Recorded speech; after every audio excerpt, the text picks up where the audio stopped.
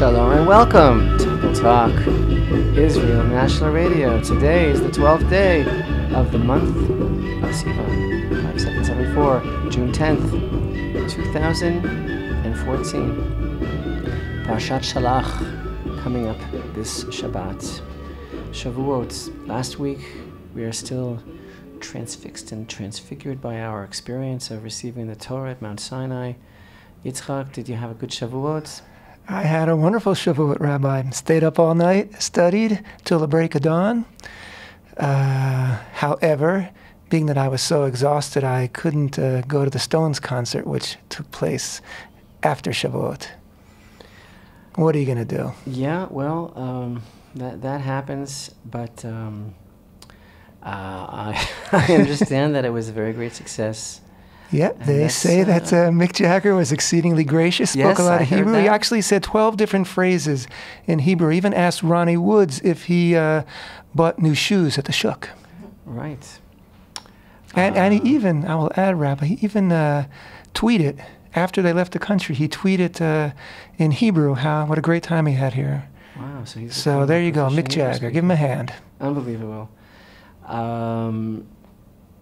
Of course, the test, really, of whether or not we have internalized the lessons of Shavuot, and we're really going to be proving that we, on a soul level, made a deep and lasting acquisition, will be every day of our lives. That's really how it works. Again, it's not a storybook mythology. We're talking about living a certain way.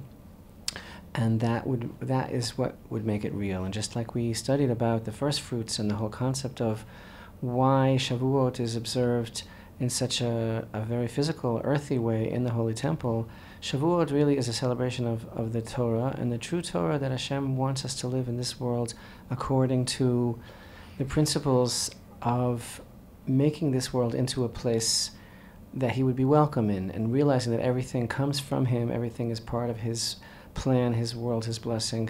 So that's really what receiving the Torah should do for a person as well. This week, everything begins to change in our world, because our world is based on our connection to Torah. So until now, actually began a little bit last week, things began to go a little bit haywire in the Parashat Balotcha, where we had the complainers. We had the rabble, and we see that there's something going on with people's attitudes, and we talk about more this week on our video lesson about Parashat Shelach. But the thing is that there's a point of no return that happens this week that we always talk about every year, how it changes everything, and how it seems to return as a theme constantly in our lives, and that is really our attitude about the land of Israel. Something happens in this week's Torah portion. Yitzchak, you said to me before we began today that it is a depressing parasha, and you can look at it that way, of course. But our challenge is to understand the timeless lessons of the Torah, and to realize the true message that's being given to us is our opportunity to fix things. It's always about our chance to fix things.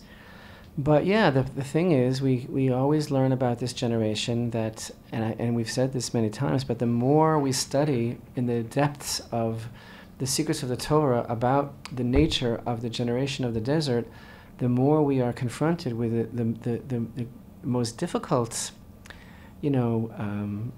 conundrum, two-sided question that possibly could exist, which is how what we read about this week could have ever happened. Depressing, that's not even putting it mildly. What happened this week is that, as King David paraphrases and sums up the experience in Psalms, he says, Ma'asu be'eretz chemda. He says that they showed contempt, disgust for Hashem's precious land. And there are so many different levels of understanding what happened here, but in any event, first and foremost, it just seems to show such a tremendous lack of faith. It seems to show a tremendous spiritual disconnect. It seems to show ungratitude. It seems to show all sorts of horrible things. But the fact is, these are not ordinary people, and no manner of interpolation or or interpretation can change the fact that these people that we're reading about were the greatest people who we could possibly imagine. They were not petty people. They were not common felons. They were not ordinary people. They were huge people. It required a tremendous amount of not just spiritual discipline, but true refinement and character and literally holiness, just to be able to be in that time, in that place. These people were like handpicked by Hashem himself. They were neshamot. They were groomed. They heard his voice at Mount Sinai. They received the Torah. They ate the manna. We always talk about what kind of a challenge that is spiritually, what it means, how real you had to be, how honest you had to be, because it was so much an indicator of who you really are. So these people are considered to be the closest generation that ever lived to Hashem and what Hashem wants from a person. And they were like, they didn't have the challenges that ordinary people have. They were almost like connected through some sort of umbilical cord. They were in some sort of an aquarium. They weren't confronted with the foibles of human experience. And this is what the sages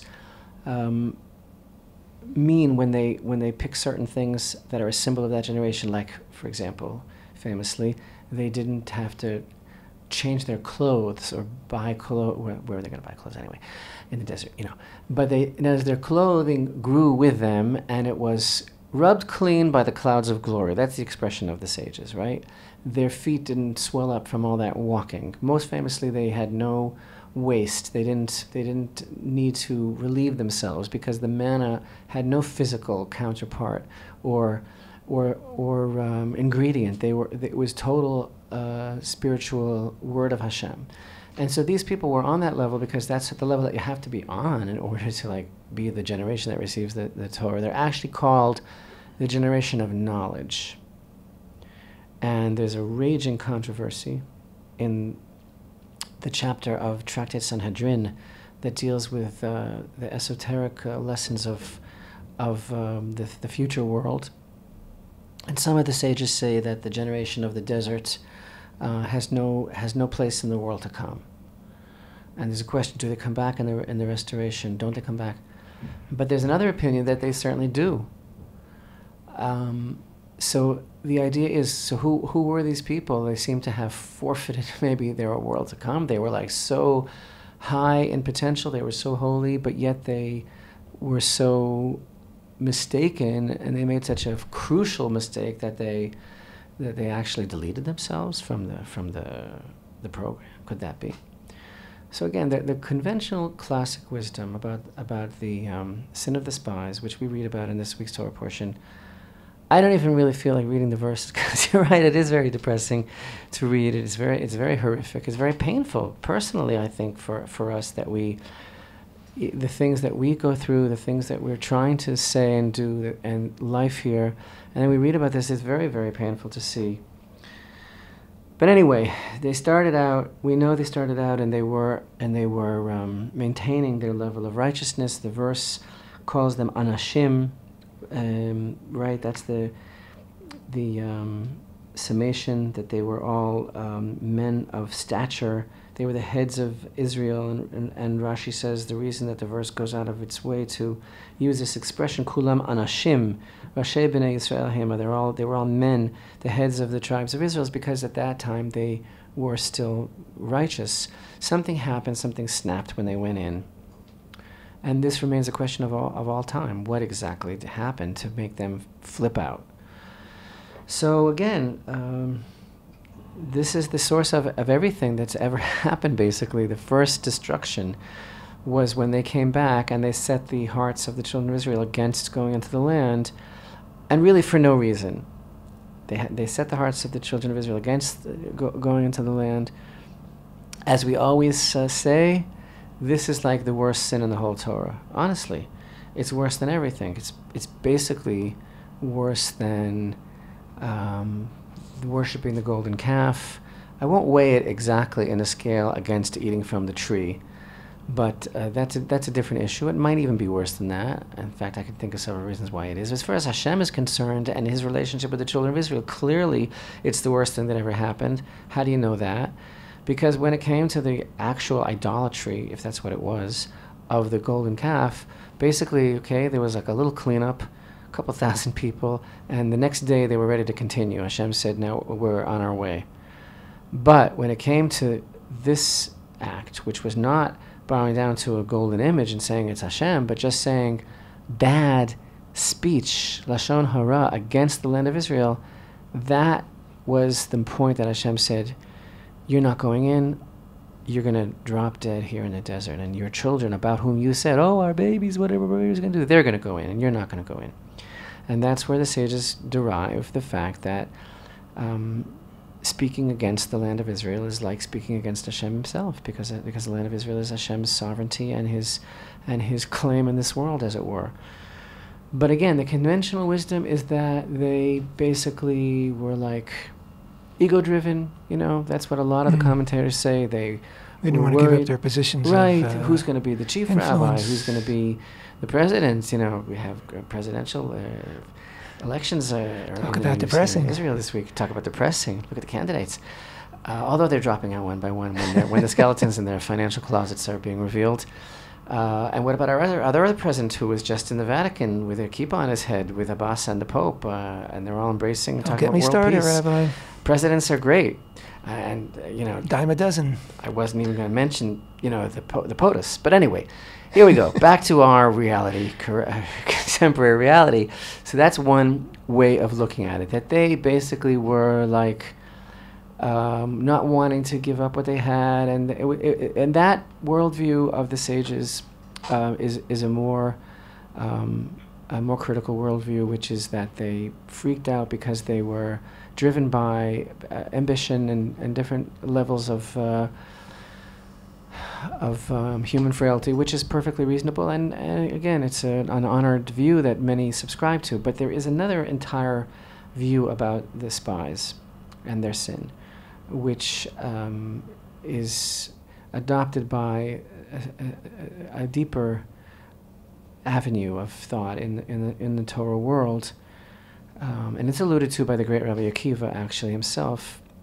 And that view basically is that they actually were, yes, terribly mistaken, terribly convoluted in their thought, terribly misguided, but that they actually were coming from a place that was not malicious or evil, but that they actually just had a cosmic misunderstanding, fatal, flawed disconnect from what Hashem really wants.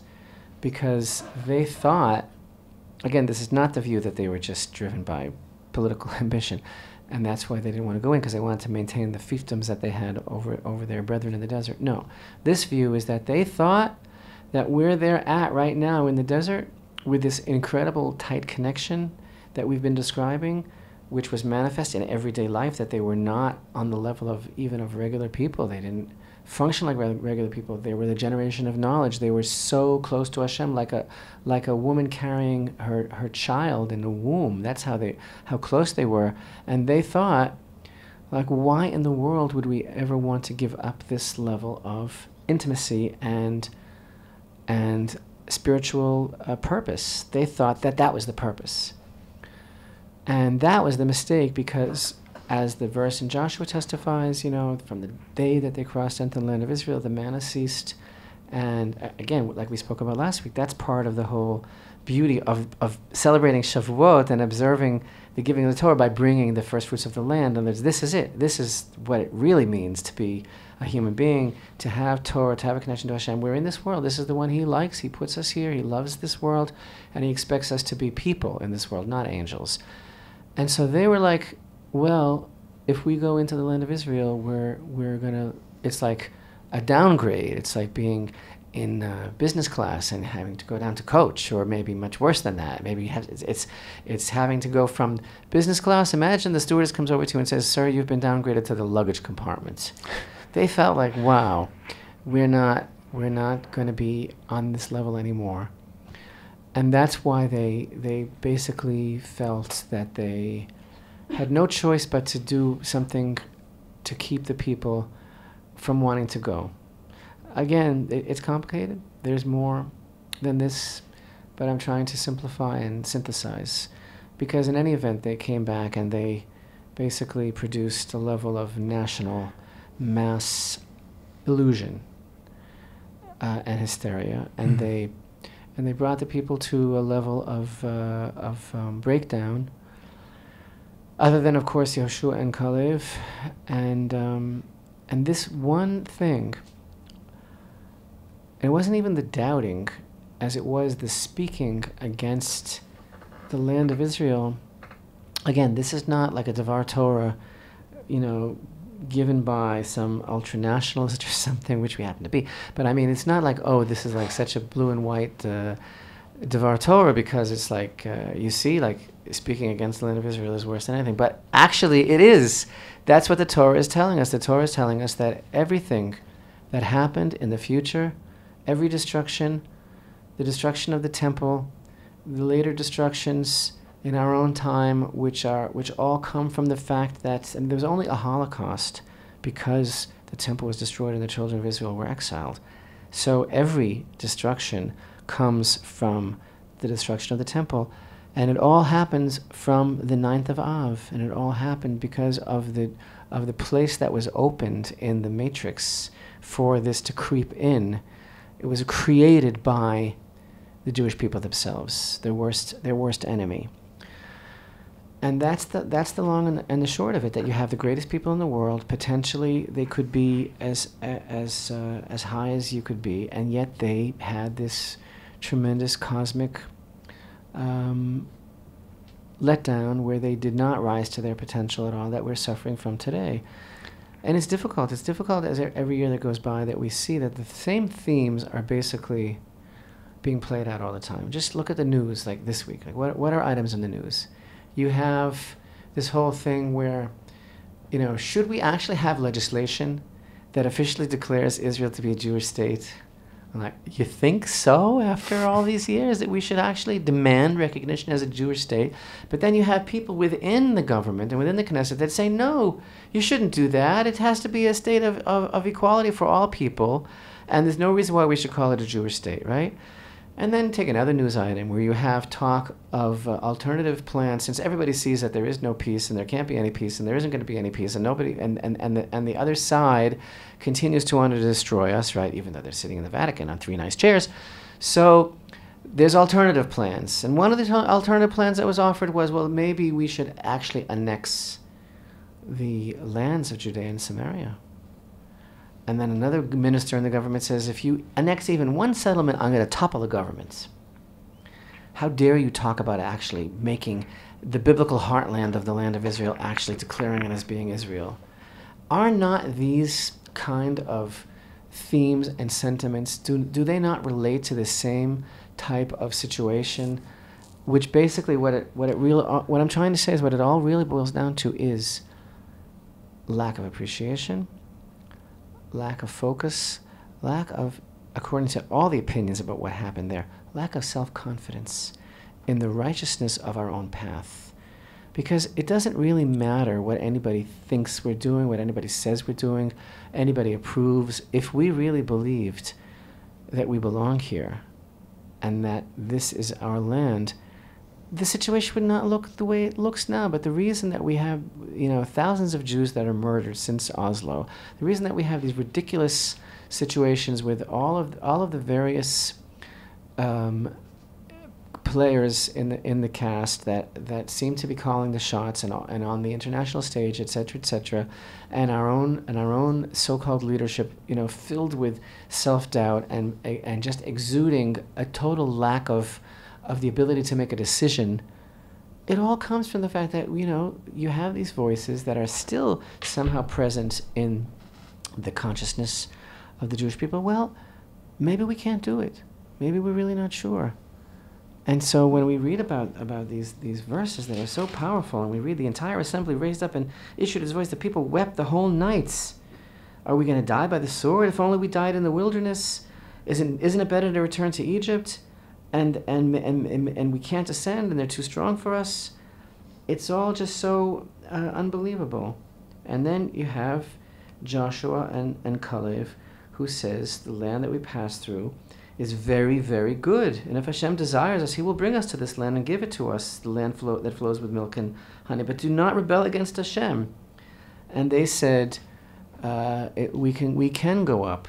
So what's changed really is all I'm saying. And every year we learn it, and there are more commentaries written, and there are more erudite positions, and the nation becomes more and more polarized and more, lacking in clarity about its own moral purpose. And I think that this is what it all stems from. And pardon me for talking so long, Yitzchak.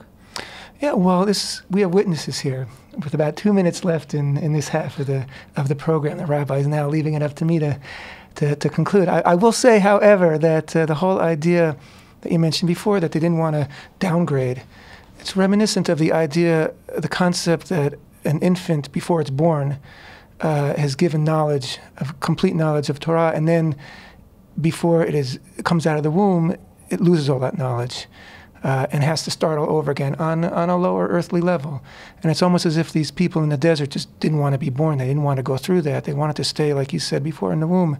You also mentioned something, not in the program, but the other day, Rabbi, about the particular fruits that were mentioned in the ceremony of Shavuot. And I'm going to ask you to repeat it. Chapter 3, the grapes, the pomegranates, and the dates are the only 3 species that are mentioned. Specifically about bringing the first fruits to the temple. But none of those are actually ripening at this time of year, so right. Why would they be mentioned? And why did the Mishnah mention it? Because those are the 3 species that the spies brought back. And bringing the first fruits is a type of tikkun, it's a type of rectification of the sin of the spies, because bringing the first fruits is such a powerful presentation of love for the land of Israel, which is really, I think, the call to action for our generation is to show the love for the land of Israel and to fix the sin of the spies as best we can. That's really what it's all about. Coming up in the second part of Temple Talk, we actually have special guests. We are actually recording before a live audience. We have special guests who love the land. We're going to be right back on Temple Talk. Stay tuned for a very special surprise broadcast.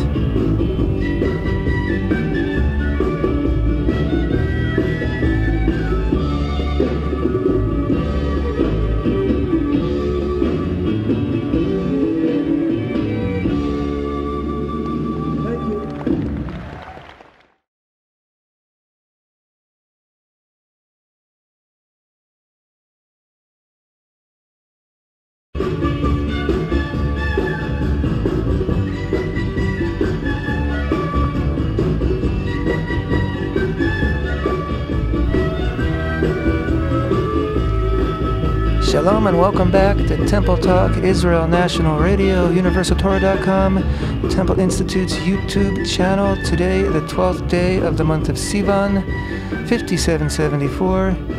It's the 10th of June, 2014. And the Rabbi and I have very special guests here in the studio today, all the way from Texas, which is a state about the same size as Israel, I've heard. Times about 243. Okay, it's close. But it is the other Lone Star State. It is the other Lone Star State. That is true. Brian and Cammie Davis and their 2 children, who I'll need help with this, Rabbi. I just met these, Caden and Kazdan. And I believe it's all your first time in the land of Israel? Except me. I came here 30 years ago when I was 17. Wow. So it's changed a little bit. Changed a little bit. Wow-wee. So, Rabbi, we're going to ask... So, actually, the Davises are old friends, and they are very enthusiastic fans of the building of the temple. I think the temple means a lot to them, but also they actually love the land of Israel and the Torah of Israel, maybe even the people of Israel. That's not so easy. And the thing is that Mrs. Davis is a well-known blogger.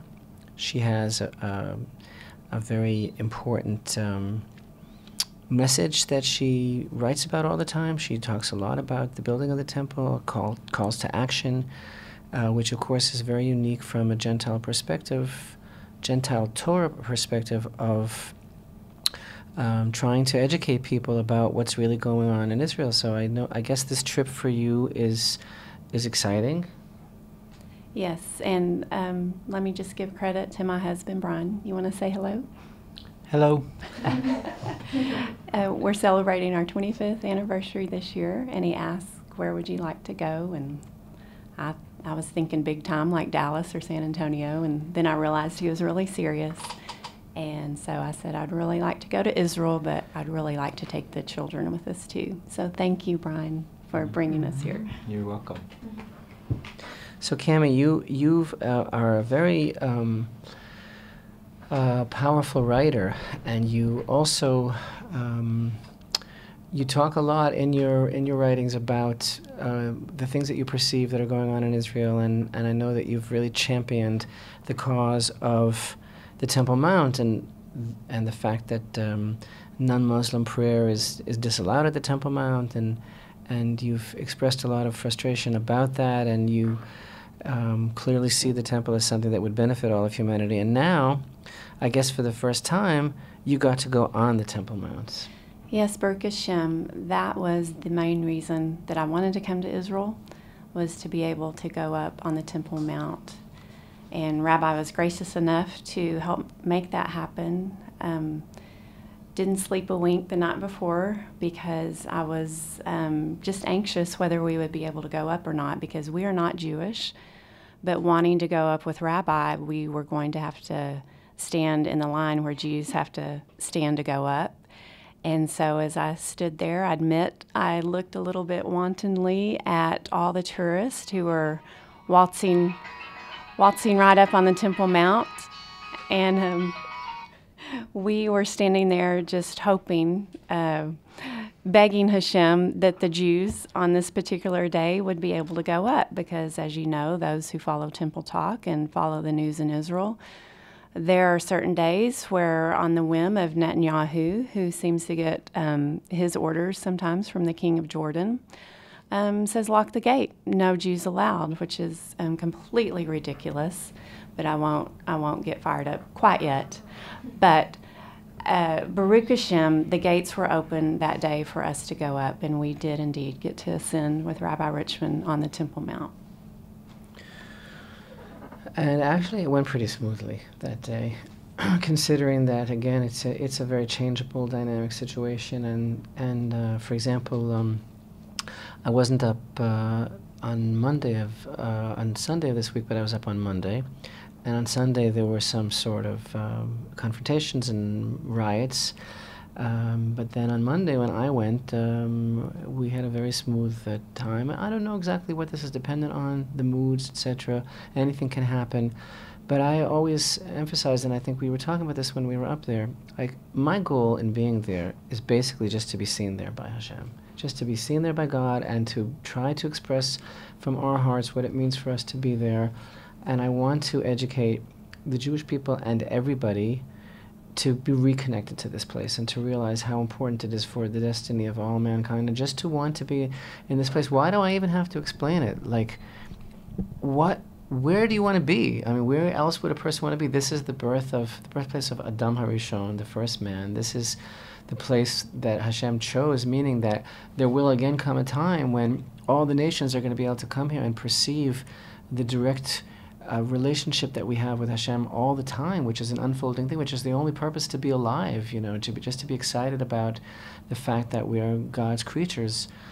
And going there today, it takes a certain amount of mental effort to remember all of these things, because there is a certain negativity that comes out at you. So that's part of, I guess, of the challenge. And so how did you feel just with what we confronted there, and really I'd like you to tell everybody how it was for you, because I want people to know how wonderful it is to go. And yeah, it can be a little bit hairy sometimes, but what isn't? So yes, and thank you again for giving us this opportunity to share with the audience. First of all, why would a non-Jew want to go up? And I attributed it a lot to your teaching. You always say, open your heart up to in the deepest way. And that's what I've tried to do about the Temple Mount. And thank God I've learned that it is, as Abraham said, it is the place to be seen by God, and it is a place to see God. That is the number one reason I wanted to come. And I just love the way Jacob described it. Even though there was not a physical building standing there, he said, this is the place of the house of Hashem. And I love also that he expressed it as the gateway to the heavens. And from how far away is Shavuot? 10,000 miles away, Texas. I turn towards that place every day to pray. And because I know that's where my prayers ascend to heaven. And so to be able to come to the gateway of heaven, that was the desire of my heart. Anyway, the gates were unlocked. So the first feeling was relief that we were actually going up. And then I was flooded with, I'm here. What do I do? I'm here. So the first thing I did, I turned to my sweet daughter and I said, look at me like I'm talking to you. So I faced where the temple used to stand, and I started praying the prayer that I pray every day for the people I know who need healing. So I just started speaking their name out loud to Hashem and asked for a complete recovery from heaven for those people, and just believe that their lives will be touched because my prayers were able to ascend so swiftly up into the heavens. And then I did direct my attention back to you, Rabbi, because you were graciously teaching and giving a tour of the Temple Mount and showing us. And we were with a group of about 20 Jews, and it was some of their first time up too. So I did pay attention sometimes to you, what you were saying. And then I do admit I got a bit emotional. Now, Rabbi warned, it's ridiculous. We had to be warned. Don't show any type of emotion on the Temple Mount. That's hard, especially for a woman that can cry at the drop of a hat. And of course, we were warned not to move our lips or to pray. But as any good Texan, I pretty much ignored that and did what I wanted to do. I did get emotional when I saw the piles of rubble on the Temple Mount. To me, that is a picture of the world. The world is in chaos because the Temple Mount is in chaos. The rubble is there. It is rubble from the first and second temple period, but the Arabs have decided to make the rubble a little harder to sift through, and they add modern concrete to it. Anyway, my sweet kids and Rabbi, so I wouldn't cry, made me laugh, continued on the tour. But I have to say that there were groups of Muslim women. There were some groups of Muslim men, young and old, sitting in circles, quietly, acting like maybe they really were studying the book that connects them to who they believe is God. But as soon as they saw the Jews we were with, they started greeting us. And they started saying, Allahu Akbar, over and over again. Not in the nicest tone. They're not as friendly as we Texans. So I watched the reaction of the rabbi and the Jews, and they ignored them. They kept walking and talking and being in the moment. So I did too. And my kids didn't seem perturbed. I was glad about that because I had prayed that their experience on the Temple Mount would be a peaceful one. And so, but about the third group that we got to, I'd had it. And before that, we had the little Muslim waf guards following us and watching us like a hawk to make sure we weren't moving our lips. And I just felt a bit defiant. I felt like a mother who was giving her child that look of, you better straighten up right now. I just crossed my arms and looked them in the eye like, I'm embarrassed for you. How dare you? Just wanted to let them know I was there on my own terms, not theirs. But about the third group, and little old men started saying their thing to us, I had it. I did not like my children hearing over, and I'm talking just repeated over and over and over again, that Allah is greater. And there are some people that argue the fact that Allah is the same God as the God of Israel, and I've never jumped in that argument. But it struck me, if they are worshiping the God of Abraham, Isaac, and Jacob, then why were they yelling out to you Jews, our God is greater? If you're serving the same God, you don't have to tell somebody your God is greater. It just ticked me off, and I finally told my children to look at me, and the only Jewish prayer I know how to say in Hebrew is Baruch atah Adonai Eloheinu melech haolam. And I just started saying that out loud to my children over and over. I wanted them to hear that. I wanted them to hear me declare who is really king of the universe and who is the God that chose to declare his name, to rest his name on the Temple Mount. And the more I said it to them, the louder I said it to them. And I looked over, and the WAF guards were looking at me, and one seemed a bit agitated and started talking to the others and got a piece of paper out. I didn't know if they were trying to figure out who I was, and it hit me, I don't want to get Rabbi in trouble. Who cares, if they made me go off, but didn't want to get you in trouble, Rabbi, but at least I got to say my piece. Wow. I'm sure they were mystified by the Texan accent. They probably, what's she saying? What language is that? So when you go home back to Texas, are you going to? Do you feel better equipped now to try to communicate to people what this is really all about? Are you gonna?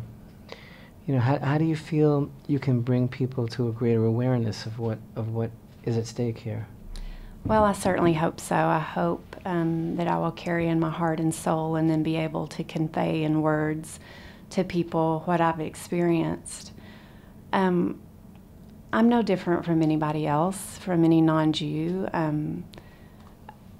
I hope that their heart and soul can be opened up to, I guess part of my mission statement is found in Isaiah 2.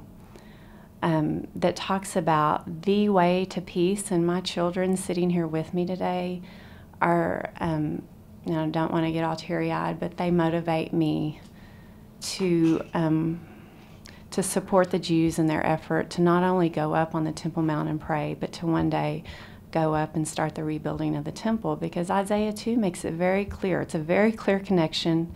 I've read Isaiah since I was a child, but you hear something or you see something so many times it loses its meaning. The catchphrase, they shall beat their swords into plowshares. Everybody knows that verse. I think it's even part of the UN, part of an inscription. How ironic is that? But back up a few sentences, read Isaiah 2, back up a few sentences and read why. Why will the Jews and then the rest of the world, why will the rest of the world say, like Brian and I said to each other, let's go to Israel, let's go up to the Temple Mount. It says the world will come to the Temple Mount, will seek to go to the temple, and will seek the advice of the Jews. Tell us how to solve our problems. The Jews will do that because they will finally be walking according to the Torah. They won't look to the UN. They won't look to the United States or the Vatican, anybody else. They will look to the Torah. They will go back to their original covenant. The Jews don't need a covenant with anybody else. They already have one with Hashem. They just simply need to go back to following that. But I'm kind of losing track to go back to Isaiah 2. That is the reason the Temple Mount will be standing. That is the key to peace. And so that's why I would love if Hashem will continue to use me as a voice to wake people up to the importance of the Temple Mount, the importance of a Jewish presence on a Temple Mount, and maybe he will even use me to wake Jews up to that fact. Quit going to the wall to pray. Go to the gateway of heaven. It's right there. It might take a little more effort, but a Jewish presence on the Temple Mount, as Moshe Feiglin said recently, every step of a Jew on the Temple Mount is a step closer to redemption. That's so beautifully put. And again, this week, it being the Torah portion of the sin of the spies, and all that means for us in this generation, and God forbid, the repetition of that in every generation. This week, you got to travel around the land a bit. Of course, the Temple Mount is the center of creation, and it's also the center of the land and the secret of the land. But you know, the media especially talks about the West Bank, all these expressions, and the settlements and everything as the obstacle to peace. And you know, we feel that most Americans don't really understand what the land of Israel is. They don't understand what it looks like. They don't understand where it is, what these areas are, who these people are. So I know that you got the opportunity also to visit some communities in the biblical heartland of the land of Israel. So tell us how you feel about that. Would you like to talk about that, Brian? Yeah, sure. Part of one thing I did want to say about the Temple Mount that I found kind of telling and, you know, fascinating to me was part of the group that went up with us. One of the gentlemen had never been, and I asked him that because I said, well, you acted like a pro, you know, like you've been here 100 times. And he said, well, I just didn't have the courage to come up. But he said, when I saw that a group was going up, I got my courage to go with them. But now that I've gone, I feel, you know, like I can do it again. And I said, well, I hope so. I hope this is the first of many for you, and that you, by you going up, will encourage your fellow Jews to go with you, that you will now be the one that leads them to go. And that was amazing to me, that he was, you know, I guess timid, fearful, you know, whatever the reason is. But anyway, I found that very interesting. As far as the communities we got to visit, I was just in awe and amazed at the people that were there, the beauty that's there, what they're trying to do. I mentioned to you, Rabbi, that this must have been how Israel was 60 years ago. Just these people are trying to create communities. They're beautiful people. They have beautiful children. They work hard. They're trying to establish, look, this is our land. This is who we are. This land is what Hashem gave to us. And that, to me, was beautiful. Unfortunately, other people that we encountered in Jerusalem, at the Shuk, other places that we visited, it's almost like it's a foreign world to them. And it's less than 40 minutes away. They don't even know that this really exists, and they are only believing the reports that they hear from media or wherever. And it was so beautiful to experience that. And if you ever wish the Bible was illustrated, I would say come to these communities. You will see in living form the verses come to life. These are the pioneers of Israel. They are staking claim to the land, and it wasn't in Jeremiah that says Rachel's children will return to their borders. These are Rachel's children. They're here. They're staying. They're not going anywhere. They have given up luxury. These women have given up so much to be there, but they have such a good attitude. They're so strong. I pray I take home some of their strength with me. But they are beautiful, strong people who are defying the government of the United States. But they are not the obstacle to peace. They are what is bringing peace to Israel. Well, I am so grateful that you came on the show, both of you, and of course the kids that are sitting patiently and quietly. We only have 2 mics. I got to tell you, I feel very encouraged. You know, like Yitzchak was saying, this is a depressing parsha. It's wonderful for us to be able to end on a high note, that we really feel that we're part of the rectification, that we're really trying to correct that terrible historical error, that terrible historical template, and that we believe in the redemption through the reclamation and development of the land of Israel, and that we're coming back to the Temple Mount in larger numbers than ever, because the Jewish people are waking up to this connection, and so is the whole world, to the connection. This is where we belong, and that it's up to us.